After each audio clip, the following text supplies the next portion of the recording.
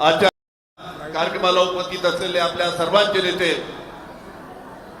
आदरणीय पवार साहेब, आपल्या पक्षाचे नवनिर्वाचित राज्याचे अध्यक्ष माननीय शशिकांतजी शिंदे साहेब, उपस्थित जितेंद्र आव्हाड, हर्षवर्धन देशमुख, त्याचबरोबर खासदार अमर काळे, ज्यांचं आत्ताच भाषण ऐकलं ते आमचे विदर्भाचे नेते साहेब रोहित पवार, आणि त्याचबरोबर मंचावर बसलेले आपले सर्व लोक आहेत, मंचावर बसलेले सर्व सन्माननीय आमदार, माजी पक्षाचे जिल्ह्याचे सन्माननीय अध्यक्ष, त्यांचे सर्व विदर्भातून आलेले सर्व त्यांचे सहकारी, राष्ट्रवादी काँग्रेसचे सर्व पदाधिकारी आणि उपस्थित सर्व सहकारी मित्रांनो, आज या ठिकाणी राजा राजापूरकर जे आपले ओबीसीचे महाराष्ट्राचे अध्यक्ष आहेत, त्यांनी या मंडल यात्रेचं आयोजन आपल्या पक्षाच्या माध्यमातून केले आणि त्याला हिरवी झेंडी दाखवण्यासाठी आदरणीय शरद पवार साहेब आज नागपूरमध्ये आलेले आहेत. सर्वांनी आपल्या भाषणामध्ये मंडळाचा उद्देश सांगितला आणि खरी गोष्ट आहे, VP सिंग साहेबांनी जेव्हा मंडळ आयोगामध्ये लागू केला, मुख्यमंत्री आदरणीय शरद पवार साहेब होते आणि म्हणून ओबीसी समाजाला आरक्षण मिळालं पाहिजे, या मंडळ आयोगाचा लाभ झाला पाहिजे, यासाठी आदरणीय शरद पवार साहेबांनी मुख्यमंत्री असताना मंडळ आयोगाची अंमलबजावणी केली आणि त्याच्या समाजाला त्यांनी त्याला आरक्षण मिळालं. महाराष्ट्र हे पहिलं राज्य होतं की या मंडळ आयोगाची अंमलबजावणी माननीय मुख्यमंत्र्यांनी केली, पहिलं राज्य त्यांनी ठरलं. या मंडळ आयोगाला विरोध करण्यासाठी आज जो सत्ताधारी पक्ष मंडळ यात्रा काढली, त्यांचा या मंडळ आयोगाला विरोध होता, VP सिंग साहेबांच्या निर्णयाला विरोध होता, आदरणीय शरद पवार साहेबांनी याची अंमलबजावणी केली त्याला विरोध होता आणि त्याच्या विरुद्ध मंडळ यात्रा काढण्यात आली. या मंडळ आयोगामध्ये VP सिंग साहेबांचं जे दिल्लीमध्ये सरकार होतं ते सरकार VP सिंग साहेब राहिले नाही, अशा पद्धतीनं जी सत्याची सत्ताधारी पक्ष त्यांनी या मंडळ आयोगाच्या विरोधात काम केलं आणि आज 30 मंडळी ज्यांनी या मंडळ आयोगाला विरोध केला, कमंडल यात्रा काढली, आज 30 मंडळी आम्ही समाजाचे करते धरते आहे या पद्धतीने भाष्य करताय. अरे महाविकास आघाडीच्या माध्यमातून, काँग्रेस, राष्ट्रवादी, शिवसेनेच्या माध्यमातून जातीनिहाय झालीच पाहिजे याचा आग्रह महाविकास आघाडीच्या सर्व घटक पक्षांनी घेतला. सर्वांनी न्याय जनगणना झाली पाहिजे, त्या विरुद्ध सरकार एक शब्द बोलायला तयार नव्हतं. महाविकास आघाडीच्या नेत्यांनी लोकसभेमध्ये भाषण केले, पण जेव्हा सत्ताधारी पक्षाच्या लक्षात आलं की हा पक्ष हा जातीनिहाय जनगणनाच्या बाबतीत आता त्या नेत्या लोकांमध्ये आक्रोश होत आहे आणि त्यावेळेस नाईलाजाने सत्ता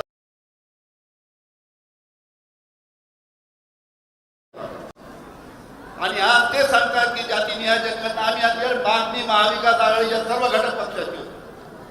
आदरणीय शरद पवार साहेब आहेत, काँग्रेसचे नेते आहेत, या सर्वांची होती, त्यामुळे हा निर्णय त्या निमित्ताने घ्यावा लागला आणि म्हणून ही आपली मंडल यात्रा ही संपूर्ण महाराष्ट्राच्या सर्व जिल्ह्यामध्ये जाणार आहे आणि ही जात असतानाच आपल्याला माहित आहे की मधल्या काळामध्ये लोकसभेची निवडणूक झाली, नंतर विधानसभेची निवडणूक झाली. लोकसभेमध्ये एक चित्र, विधानसभेमध्ये एक चित्र. आता विधानसभेमध्ये अशा पद्धतीचं चित्र कसं आलं त्याची चर्चा त्या निमित्तानं देशात नाही जगात चाललं. आपल्याला माहित आहे की 3 दिवसापूर्वी राहुलजी गांधी यांनी आपल्या सर्वांसमोर कशा पद्धतीनं विधानसभेच्या निवडणुकीमध्ये मताची चोरी झाली याच्या बाबतीत अतिशय अभ्यासपूर्वक असं आपल्याला त्या निमित्तानं प्रेझेंटेशन दिलं आणि त्यावेळेस त्यांनी सांगितलं,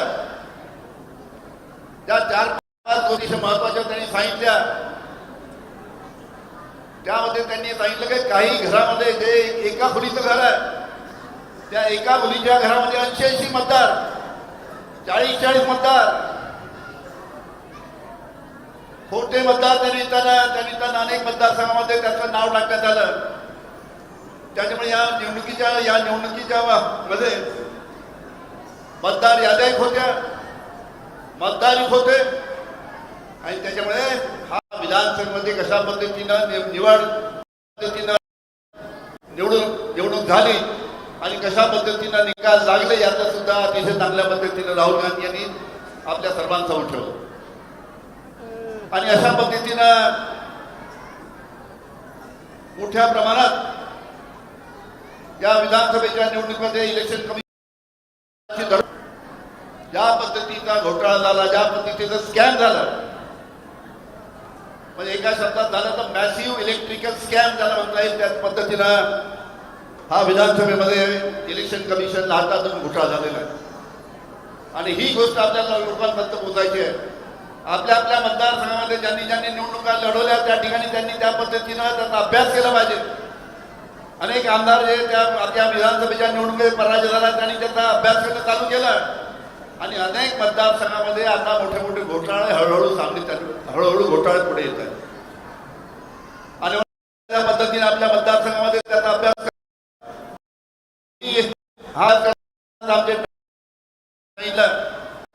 की ही यात्रा आपला प्रत्येक जिल्ह्यामध्ये मंडल यात्रा जात असताना त्या जिल्ह्याचे जे प्रश्न आहेत त्या प्रश्नासाठी आपल्याला या मंडली आयोगाच्या माध्यमातून अतिशय मोठा कार्यक्रम होत असताना त्या जिल्ह्यातील प्रश्नासाठी सुद्धा कलेक्टरला त्यांना निवेदन देण्याचं काम आपल्याला त्यांनी करायचं आहे, जेणेकरून हे सरकार समोर जे प्रश्न आहेत शेतकऱ्यांचे, विद्यार्थ्यांचे, महिलांचे, आदिवासी बांधवांचे प्रश्न त्यांना सरकारच्या समोर आणले पाहिजे. यासाठी आपले सर्वांनी काम करायचं आहे.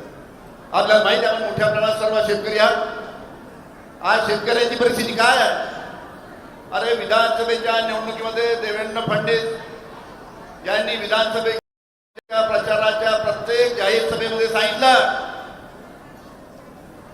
की आमचं सरकार आलं आम्ही 7-12 कोरं करू, 7-12 कोरं करू, 7-12 कोरं करू. अरे आता 9 महिन्याला सरकार आलं. ज्यांनी आश्वासन दिलं ते मुख्यमंत्री झाले, पण त्या निमित्तानं आपलं आश्वासन त्या निमित्तानं पूर्ण करायला तयार नाही. हा अतिशय महत्वाचा मुद्दा त्या निमित्ताने आहे. त्याचबरोबर शेतमालाचा भावाचा आहे.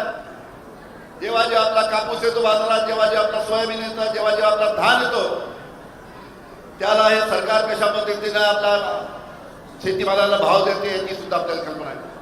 तुम्ही आठवा जेव्हा सरकार होतं, जेव्हा उद्धवजी ठाकरे महाराष्ट्राचे मुख्यमंत्री होते, काँग्रेस राष्ट्रवादी शिवसेना सरकार होतं, त्यावेळेस कापसाला आपण 14,000 रुपये प्रति क्विंटल भाव दिला होता. 14,000 रुपये.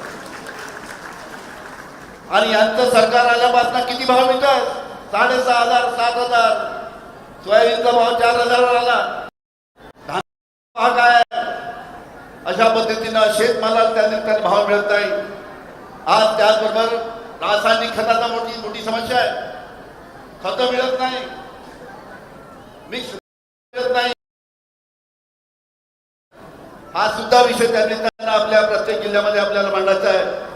आणि त्याचबरोबर एक मोठा विषय आहे तो म्हणजे इलेक्ट्रॉनिक मीटरचा, इलेक्ट्रिकल जे मीटर आहे इलेक्ट्रॉनिक लावायचा आग्रह. मी सर्व सहकार्यांना सांगतो की इलेक्ट्रॉनिक मीटर लावायचा आग्रह हे सरकार करते आहे. ज्या ठिकाणी त्याला विरोध होत नाही तिथे इलेक्ट्रॉनिक मीटर लावून राहिलं आणि ज्या ठिकाणी विरोध होतो तिथे इलेक्ट्रॉनिक मीटर लावत नाही.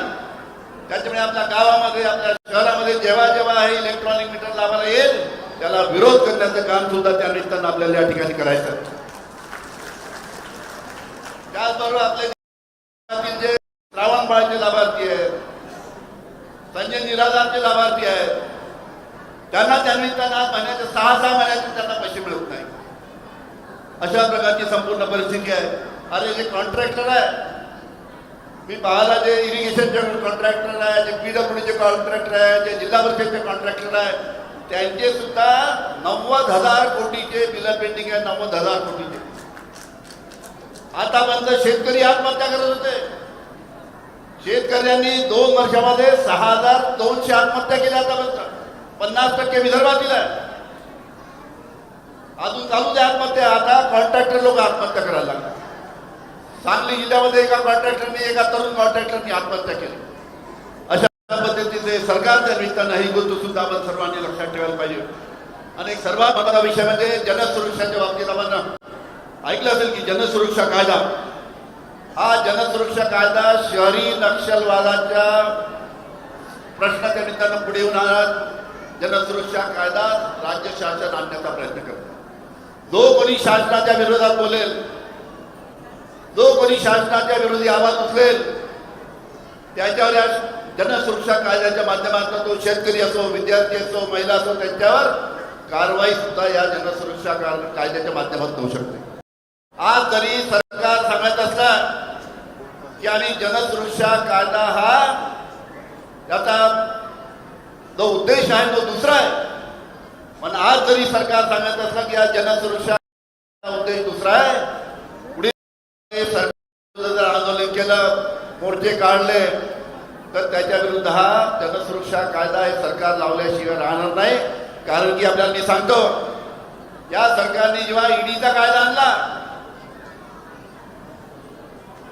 युएनओ मध्ये, युनायटेड नेशन ऑर्गनायझेशन मध्ये सर्व जगाचे जे मेंबर आहेत, युएनओचे मेंबर, त्यांनी एकत्र बसून 1991 मध्ये ईडीचा कायदा त्या निमित्तानं संपूर्ण जगामध्ये लागू करावा अशा पद्धतीचा एक त्यांनी निर्णय घेतला. आणि त्यांनी आवाहन केलं की जास्तीत जास्त देशांनी हा ईडीचा कायदा त्यांच्या देशामध्ये लागू करा. या ईडीचा कायद्याचा जो उद्देश होता की दहशतवादाच्या विरुद्ध हा कायदा, त्याचबरोबर जो ड्रग माफिया आहे, जे चरस गांजा याच्यातून जो काळा पैसा आहे, तो हा काळा पैसा त्या निमित्तानं दहशतवादासाठी वापरला गेला नाही पाहिजे. आणि दहशतवाद कशा पद्धतीने दूर करता येईल याच्यासाठी ईडीचा कायदा त्या निमित्तानं अस्तित्वात आला होता. पण या कायद्याचा दुरुपयोग त्या निमित्तानं आपल्या देशामध्ये होत आहे.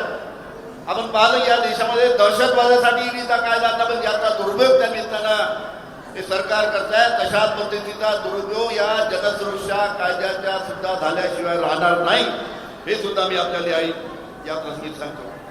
आणि हे सांगत असताना जास्ती वेळ आपल्या घेणार नाही. चांगल्या पद्धतीने या ठिकाणी इथे यात्रा चालू होते. ईडीच्या बाबतीत विषय निघाला म्हणून एक गोष्ट इथे सांगतो. आता 5-6 दिवसापूर्वी आपल्या सर्वोच्च न्यायालयाचे जे चीफ जस्टिस आहे भूषणजी गवई यांनी ईडीच्या बाबतीत काय बोललं असेल. आज सर्वोच्च न्यायालयाचे ते आपले सीजे चीफ जस्टिस ऑफ इंडिया, कर्नाटकाच्या मुख्यमंत्र्याच्या पत्नीच्या केसचं जजमेंट देत असताना, निकाल देत असताना भूषणजी गवई सर्वोच्च न्यायालयाचे जे चीफ जस्टिस ऑफ इंडिया आहे, त्यांनी ईडीच्या बाबतीत बोलताना सांगितलं की ईडीच्या कारवाईच्या ज्या होतात, त्या राजकीय हेतूने ईडीच्या कारवाया आपल्या देशामध्ये होऊन राहिल्या आहेत. ईडीचा राजकीय वापर होत आहे असं भूषणजी गवई सांगतात. ईडीचा राजकीय वापर होत आहे. त्याचबरोबर पुढे बोलताना सांगितलं की राजकीय नेत्यांना, राजकीय पक्षांना मतदारसंघामध्ये जाऊन त्यांच्या निवडणुका लढू द्या. ईडी कशाला स्वतःचा उपयोग त्या निमित्तानं सध्या जे सरकार आहे निवडणुका जिंकण्यासाठी त्याचा कशाला उपयोग करू देतात. अशा पद्धतीचा आपला म्हणजे ईडीला विचारलं की आपला राजकीय वापर आपण का होऊ देता, अशा प्रकारचा सुद्धा भूषणजी गवई यांनी सांगितलं. आणि याच्यापुढे त्यांनी एक वाक्य सांगितलं की मी महाराष्ट्राचा आहे आणि महाराष्ट्रामध्ये ईडीने काय काय केलं हे मला सगळं माहीत आहे. आणि म्हणजे महाराष्ट्रामध्ये झाला आता ते सर्व देशामध्ये होऊ देऊ नका, नाही तर मला तुमच्यावर कारवाई करावं लागेल, असा पद्धतीचा सुद्धा भूषणजी गवई यांनी सांगितलं. आणि म्हणून माझा एकच आहे, जनसुरक्षेच्या बाबतीत आज जरी हे सरकार उद्देश चांगला सांगत असला तरी ईडीचा जसा दुरुपयोग झाला, ईडीच्या कायद्याचा जसा दुरुपयोग झाला, तसा जनसुरक्षा कायद्याचा सुद्धा दुरुपयोग झाल्याशिवाय राहणार नाही. इतका इथे सांगतो. आणि मोठ्या संख्येने आपण सर्व या ठिकाणी आलात, तर आपल्या सर्वांचं या ठिकाणी मी भरपूर आभार मानतो. आपल्या सर्वांचं स्वागत करतो आणि माझे 2 शब्द संपवितो. धन्यवाद.